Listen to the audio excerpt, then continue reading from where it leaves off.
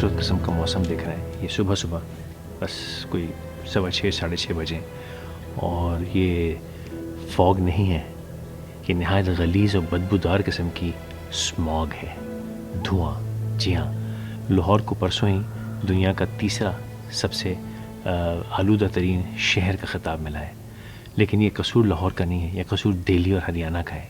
वहाँ पे आगें जलाई जाती हैं खेतों के अंदर, ये एग्रीकल्चरल फायर्स होती हैं, उसकी स्मोक है, और ये दिल्ली से घूमती हुई वहाँ से चुर करती हुई लाहौर आती है, और अभी पूरे पाकिस्तान में से नॉर्थ पंजाब, साउथ पंजाब से होती हुई कराची की तरफ जाएगी।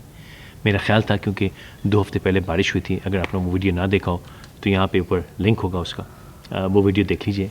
हम इस चक्कर में थे कि बारिश हो गई तो अब स्मॉग नहीं आएगी, लेकिन आज सुबह उठ के पर्दे खोले तो खौफनाक मौसम चारों तरफ फैला हुआ था।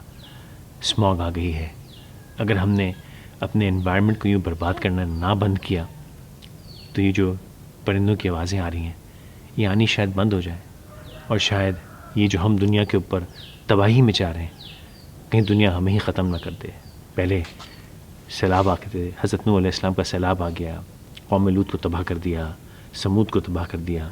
कहीं ऐसा तो नहीं कि अल्लाह ताला हमारी इन हरकतों की वजह से कोविड-19 जैसी चीज़ें भेज के, ये वबाएँ भेज के हमें सबक सिखा रहा है कि हम जाग जाएं, और अगर ना जागे